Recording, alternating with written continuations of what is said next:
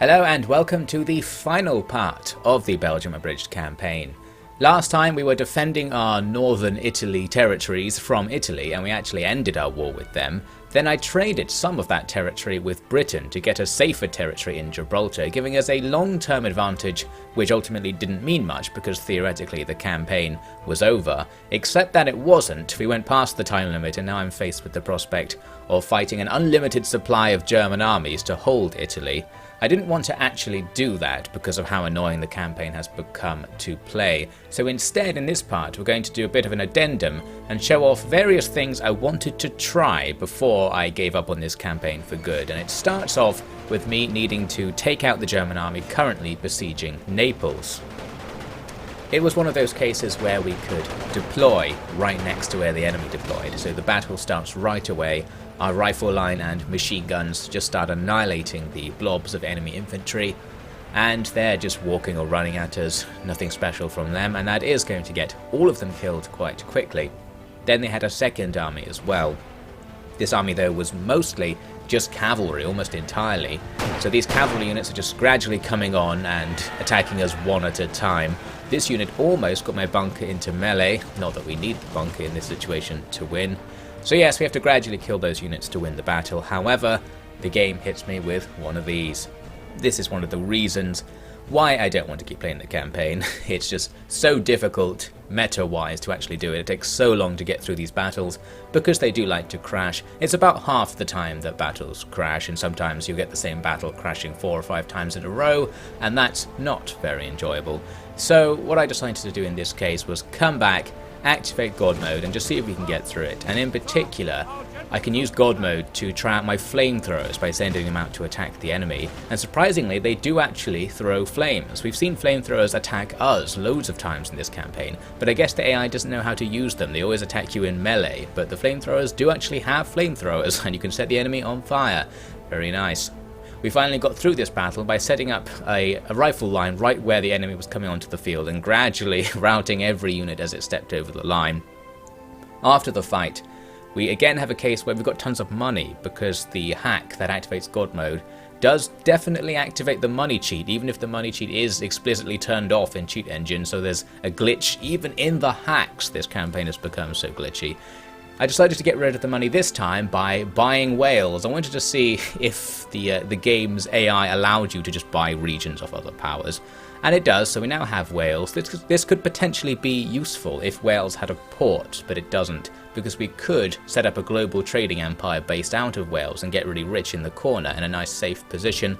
But since we can't do that, there's no point in having Wales, so I thought maybe I can trade it for Ireland, because that place has a port, and that would be even more in the corner, a nice OP position for trade networks. However, they weren't willing to make that trade. They'd rather hang on to Ireland by the looks of things, so rip Wales. In this next clip, we're actually back before the battle at Naples, because I tried to achieve something by editing my save file. Mainly I wanted to move my capital and to delete the billions of tiny armies that the enemy had to make the end turn times a bit more manageable.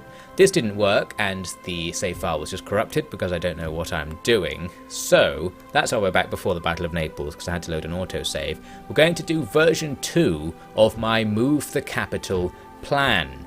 The first stage to this plan is to lose all of our territory. We're going to do this the hard way. What I want to achieve is to make Gibraltar my capital, because the capital is where your trade is defined from, and keeping our trade away from the enemy gives us a lot of potential to become rich.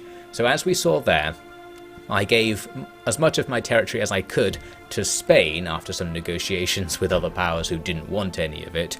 And now I'll let the other stuff that I own here, which I couldn't give away because it was already under siege, become part of Germany.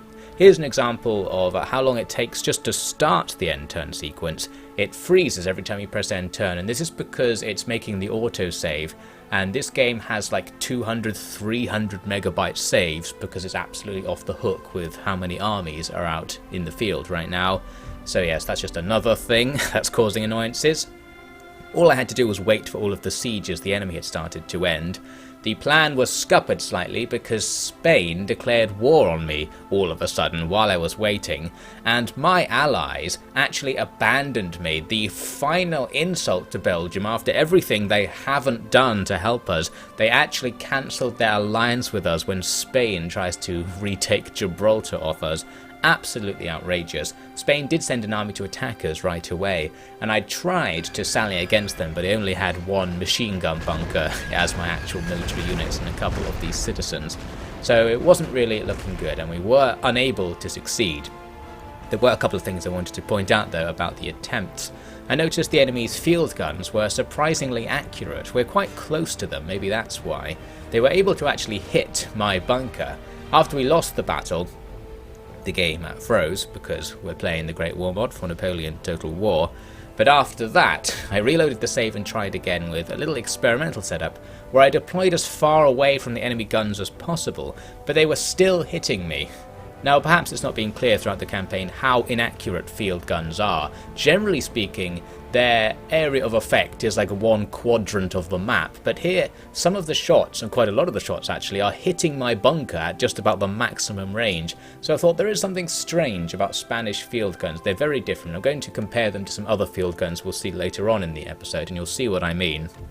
Anyway, the eventual solution to all this was to go back to before they declared war on me and force an alliance through, so that'll change the diplomacy AI, and this time we are able to hang on until the very end when finally the Germans take Milan and Naples. They didn't want to attack, so I had to wait for the sieges to run down, which took a long time.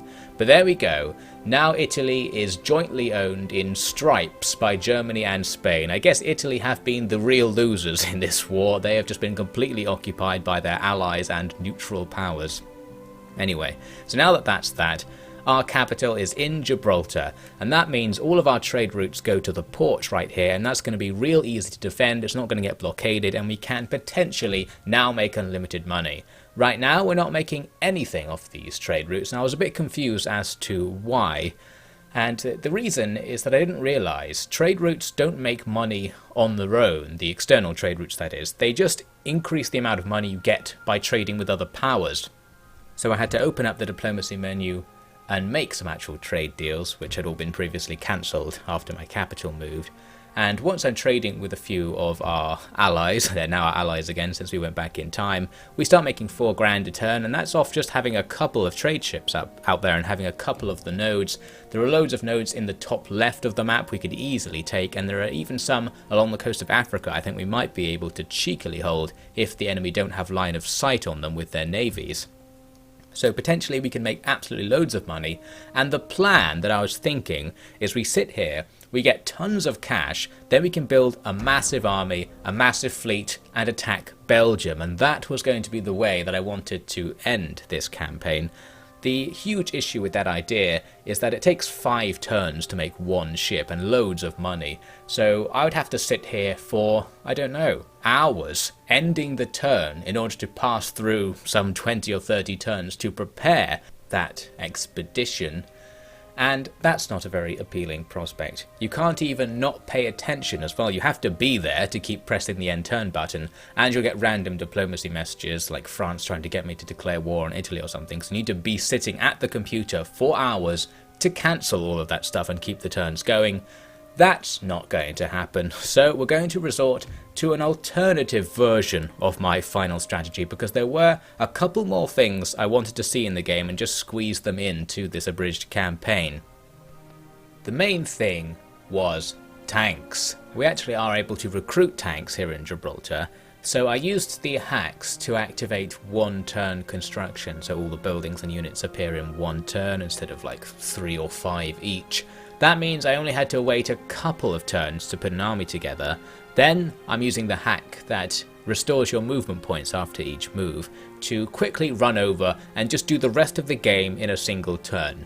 This didn't work because this hack has its limitations. If at any point something happens that reduces your movement points and then you give a movement order at the same time, it restores your movement points to 0 in a confusing twist. Basically, this doesn't always work, so it's not quite as easy as I thought it would be.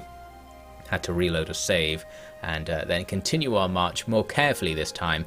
My objective here is to hunt down the seas of single unit armies and just take them out with my new legion of tanks to get revenge for all the time I had to spend sitting around doing nothing in the process of making this series. So just had to look around to try and find concentrations of enemies. I did also, by the way, want to fight a normal battle in order to try out the tanks in an even engagement. I was going to fight this one here by starting a battle with this one unit that would draw in another army. I noticed though that they actually have a tank on their side as well, so maybe it's not going to be quite as one-sided as I thought. And the issue I realised is that our army doesn't have anything to take out the enemy's bunker or indeed their tanks. We don't have any explosive weapons with our force. All we can do is try and go for melee, which may or may not work. We'll look into that once we actually do start a fight, actually. So I decided to not fight that battle, which caused me to run out of movement points, but luckily I could just end the turn. The enemy didn't attack me, and I continued on my adventure, going north up towards Belgium actually, and then over towards Cleves. Here there was a full stacked garrison, and I thought, let's attack these guys. But again, they've got loads of artillery, they've got a bunker, they've got a tank, and I thought maybe this exploit build doesn't work against the enemy's balanced build. They could actually take us out in principle. In this case it didn't matter, because for some reason the enemy were willing to surrender. So I said, okay, surrender, and they did. This, like any good action in the game, froze things, but after a while the game did come back. I have the option to liberate a faction here, so I thought might as well, we're not going to stay here. And there we go, we've made ourselves a nice little ally. So we now have 2 allies bordering Belgium. Maybe they'll take it back for us one day. I could take it back myself with this exploit stack, of course, but that's just not what I'm going for at the moment. Here's what I'm going for, in fact. Looking for these little single stack armies and just taking them out one by one. It's just a couple here, but there's a few of them around every town, and they just walk backwards and forwards between the towns during the end turn sequence, and it causes the 5 to 10 minute delays that I have to sit through. Here were some more guys just standing around. Let's take all of those ones out as well. In this case though, I'm drawing in an army that's like a half stack. It's got some actual units in it, so the balance bar's not totally in our favour. I've got the hacks enabled so that your losses don't matter. As long as you win, it just restores all of your men after an auto-resolve. But because there are a few units to fight, I thought let's actually do it in order to test out the tanks in a not particularly difficult situation, try and get a handle on how they work.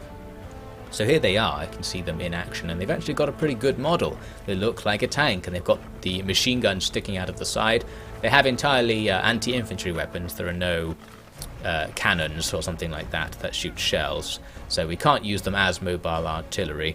I've also got snipers for the first time. I was trying them out, and they're pretty good. They have really, really long range, and they're really accurate, so with just a few guys sniping across the river here, we're actually killing the enemy infantry even entrenched on the other side. Now, this is a river crossing battle, so it depends whether my tanks can get across, how effective my strategy can be. The tanks crossing at the ford in the south managed to get across, but in the north, where they had to cross the narrow bridge, while it looked like they'd make it at first, they eventually gave up and just clipped into each other and went on strike. So not much is going to be happening with those units, unfortunately. At least the ones that did get across can now move up to engage the enemy army, and they are super effective. They're essentially machine gun bunkers. While it looks like they're covered in machine guns, they still just shoot with one gun out of their front. But the gun's a bit less accurate than the machine gun bunker one, so it kills a lot more enemies because the shots are spreading out. And once all of our things set up, we're going to effectively have 5 better than machine gun bunkers, so the enemy army shouldn't be too much trouble. There is still the potential risk of melee, but the enemy don't make it in this case. They almost do, actually. You can see my lines not very effective. They're blocking each other's lines of sight, so actually being attacked from the flank here is a risk, but I can't be bothered to form them up in any sort of supportive way. They're just in the default line. All we need to do then is rumble forwards and encounter all of the enemy units coming onto the field. In this view, you can see how the machine guns actually work. They don't shoot continuous streams of bullets. They're actually shooting now and again a shotgun blast-like group of shots, and those shots all land on the ground at different times, which gives the impression that the machine gun is shooting a continuous stream of shots really quickly. So that's interesting. Certainly gives a decent impression of it working like a machine gun. Now, over this gratuitous footage of me absolutely annihilating the enemy, I just wanted to mention another thing about tanks, and that is their cost. they're extremely cheap and they cost way less to maintain than infantry units, so this game is just pure unbalance. You can have about 4 tanks for every infantry unit, so instead of making 1 normal army, you could make 4 armies that just spam tanks, and that's going to be a lot more effective by the looks of things. You can expect 0 casualties and plenty of enemy kills, especially if you're not facing artillery like we were just there.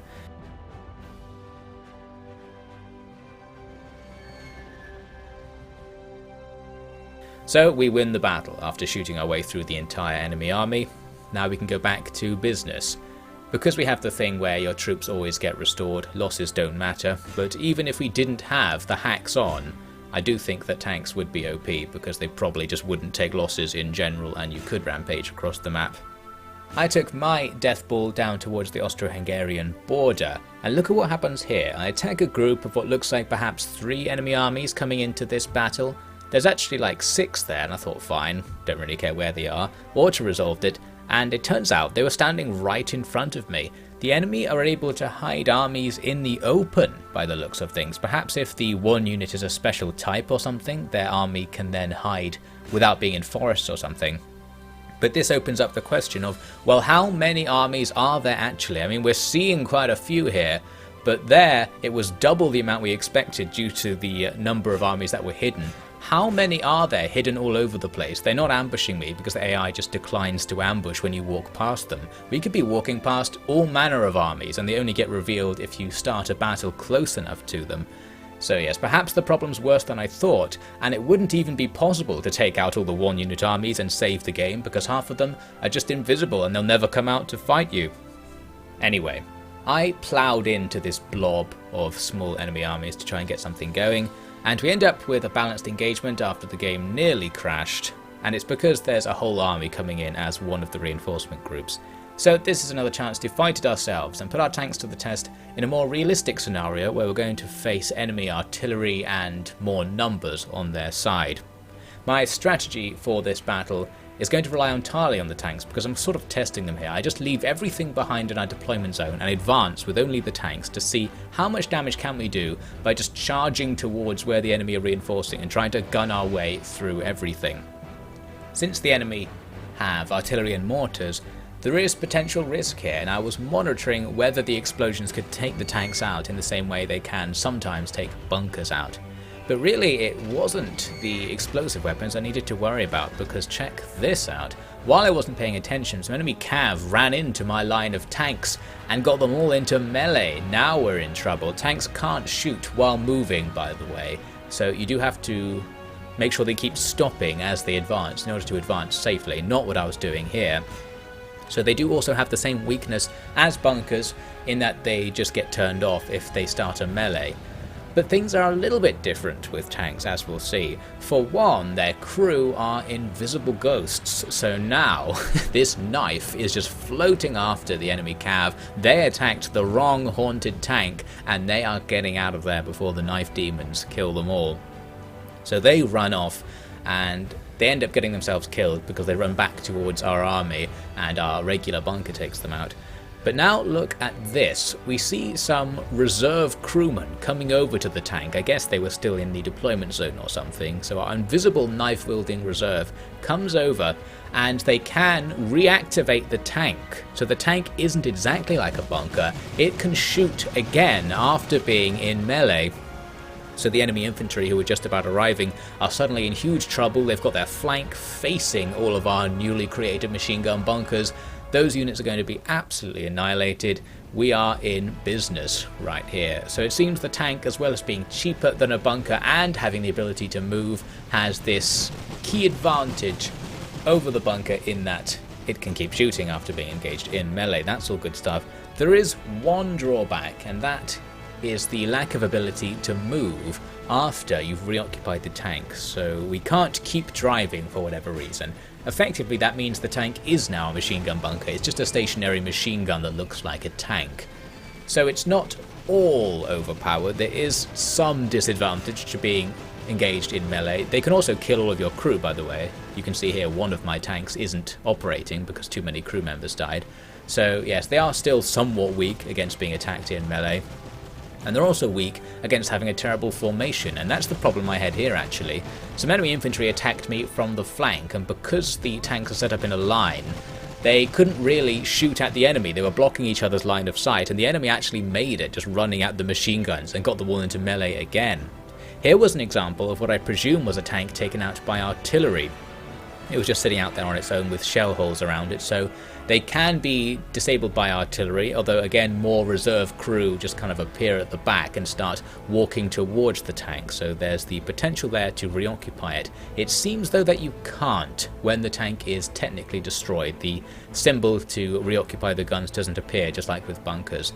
So a destroyed tank, while looking the same as one that's just been immobilized, is actually in a worse state of affairs, so they can be completely taken out of the fight. But even with half of our tanks either immobilized or destroyed, the remaining ones are easily able to finish off the rest of the enemy army. The problem we have is that the enemy had machine guns in their reinforcements, so we've got the classic problem. The machine guns have just stopped the battle by getting stuck on the edge of the map.